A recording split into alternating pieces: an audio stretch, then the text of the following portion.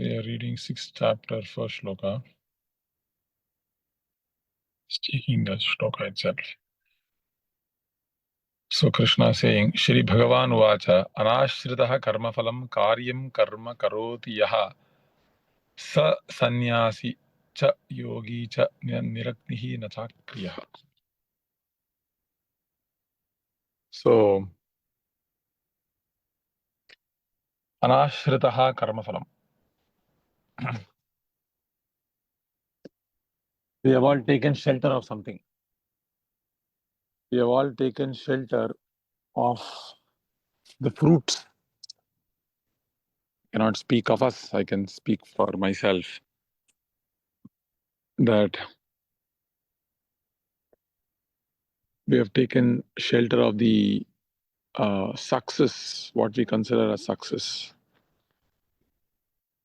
And by taking shelter of all of these things, we have forgotten our real self-interest. So Prabhupada is saying, it's very difficult for people to perform Ashtanga Yoga in this age of Kali.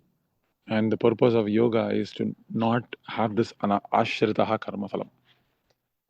kāryaṁ karma karoti yaha. So he performs work,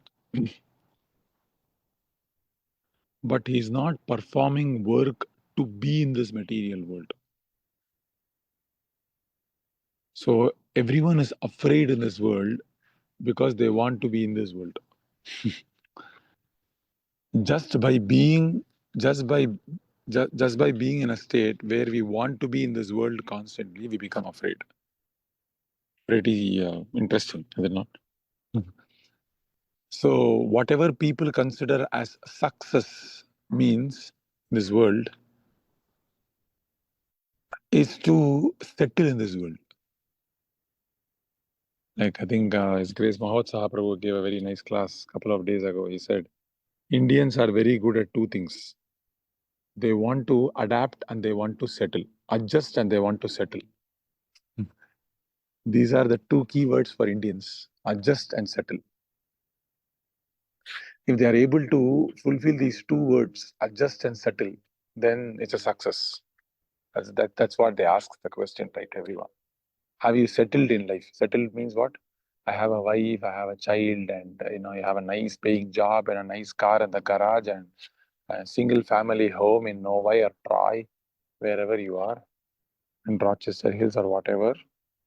And in this way, you're able to go for a vacation. You can afford a vacation every long weekend.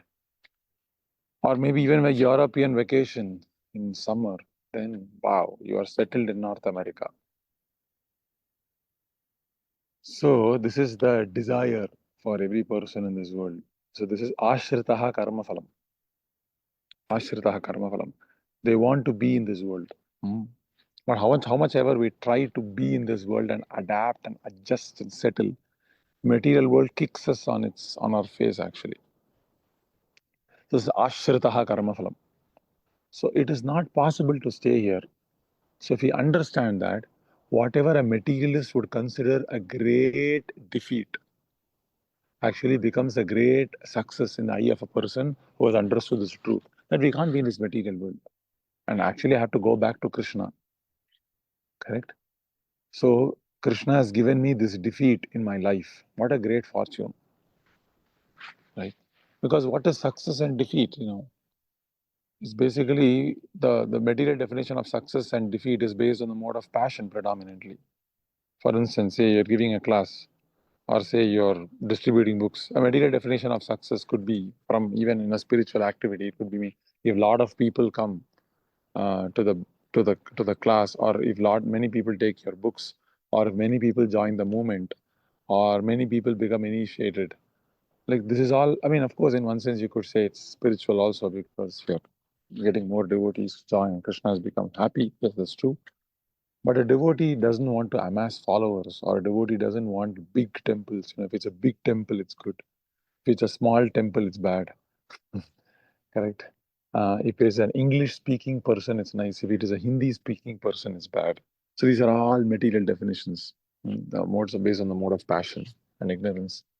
So anyway, my point is this material world is anāśritaḥ karma-phalaṁ. That I take shelter of this world to be in this world. I take shelter of this world to be in this world forever. But the shelter is also false. The purpose to be in this world is also false. Deha patya kalatradeshu atma sainyeshu asatsu api. The sainyam is all asat sainyam. They are all fallible soldiers. They themselves cannot protect themselves. Asat sainyeshu. The sainyam is asat sainyam. Asat sainyam. That doesn't exist. So imagine if Sri Hari is saying, I have a lot of money, and then he says, I have a lot of money. And where does he have a lot of money? He went to Vani Grocers the other day and he bought a card game, a business card game, $10. And there are a lot of papers, $5, $100, $200, $500, $1,000, like that. So he said, I have a lot of money. It's like someone will laugh, right? Right? This is not money, this is paper money. Right? This is not real money. It won't get you anything.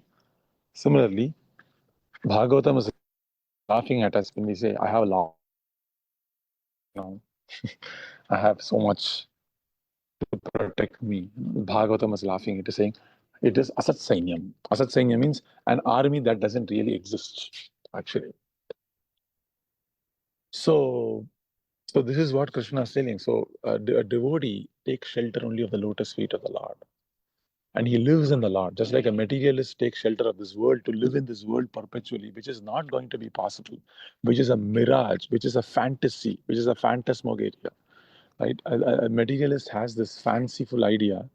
But a devotee similarly has the truthful understanding, a truthful knowledge that he takes shelter of Krishna to live in Krishna constantly. To live in Krishna constantly. And because he lives in Krishna constantly, he speaks of Krishna, he hears Krishna. Krishna varnam tusha Krishnam. Krishnam sada varnayati. Sada varnayati. Constantly, he glorifies Krishna alone. Krishnam varnayati. So kāryaṁ karma karoti yaha. One who performs activities like this, not to be in this world, not taking shelter of this fleeting world, not thinking this is of substance. We have to understand our real problem, devotees. If we don't understand the real problem and take to spiritual life, then we can be lost. Someone asked me today, right? I want to attend Bhakti Shastri. I mean, it's not attending regularly. So I told this person, it's very nice, you want to attend Bhakti Shastri, you want to grow and you want to become more read in scriptures. But the point is, that's not the goal is to not be educated in shlokas. First, you must understand the essence. Essence. What is essence? Our real problem is that we are in the cycle of birth and death. We can die any moment. And the urgency to go back to Krishna must be there. Urgency to take shelter of Krishna must be there. If that urgency is there, if that shelter is there, then Bhakti Shastri or any Shastra we read in Bhagavad Gita will have meaning. But without the urgency, without the thirst, without feeling a void in my heart, Bhagavad Gita cannot be the nectar in that void. We must have a void in our heart without spiritual life, without Krishna. That void must be created. That is mercy. Raga dvesha vimuktaihi tu vishayan indriyaihi charan. So there must be a void. If you're occupied by raga and dvesha, then it's not possible. And anyone who's attached to matter to live in this world will have to have raga dvesh. Why raga dvesh? I need so many things in this world, and I don't need this. I need this. I don't need this. I need this. I don't want to see him. I want to see him. These are my friends. These are my enemies. They are the ones who glorify me. They criticize me. So this is raga dvesh. As long as we are in raga dvesh, there will be fear. It means we are a part of the material energy. So we must make the decision that I don't want to be here. This is not my home. And if you want to be here, I'm sorry, we have to be afraid. Because there are surprises always around the corner. So surrender means that we decide that I don't want to be here. I want to go back to Krishna. Of course, while we are kāryaṁ karma karoti, we perform seva. Yes. So Krishna says, if you are able to be like that, if you have decided that I'm ready to go back to God at any time, like we were distributing books, Bhagavatam, right? Mahotsa Prabhu was saying the line, I heard it very nicely. So someone was saying that I'll come back. So Mahotsa Prabhu said, you don't come back because that's what you have been doing so long. Life after life, you're coming back. Now don't come back for the books. Now you go back to the spiritual world. Right? Don't come back, go back. Because they just dissipate into the waves of the pools of material energy, you see. So one person said, I said the same thing to the other person, like, you take this book, I can go back to the spiritual world this very lifetime. That we don't want to go back so soon. We have a lot of responsibilities. We don't want to go back so soon. Why not? Why not? This is called moham. We don't want to go back immediately.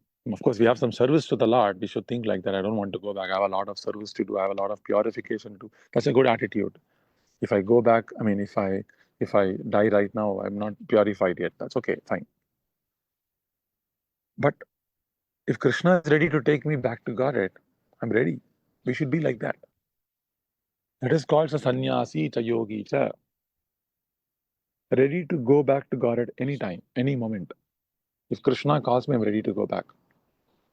Because I belong to Krishna.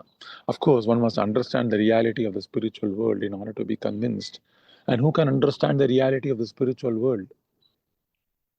One who's sober. Dhiras tatra na muhyati.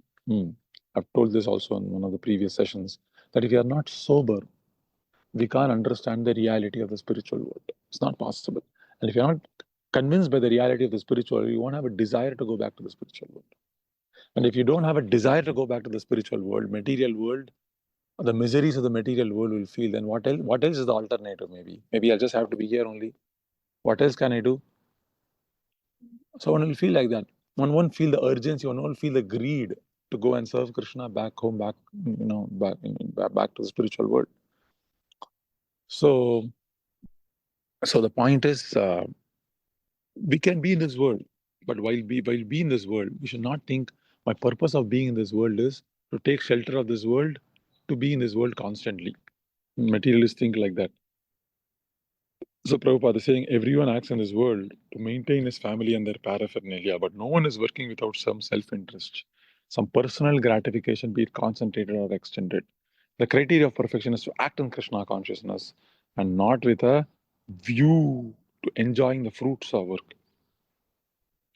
To act in Krishna consciousness is the duty of every living entity because all are constitutionally parts and parcels of the Supreme.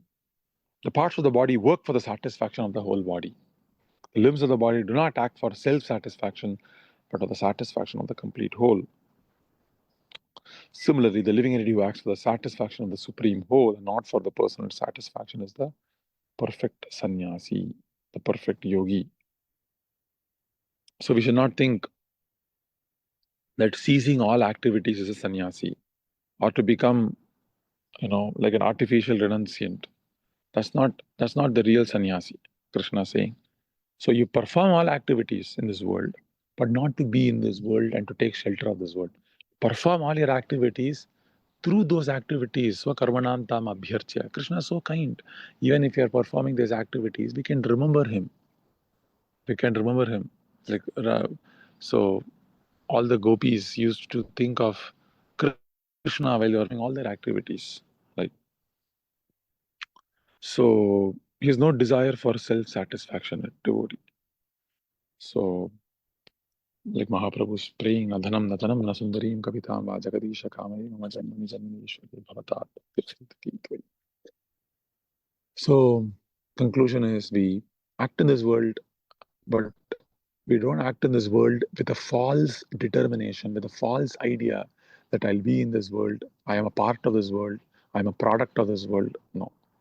If you're acting like that, then you will be agitated. So Krishna is saying, be in this world, act in this world, but not to be a part of this world, to be a part of Krishna. Right? So if you have that knowledge, then that is sannyāsī, that is yogi. We'll stop here. Any questions or comments? Thank you, devotees. Hare Krishna.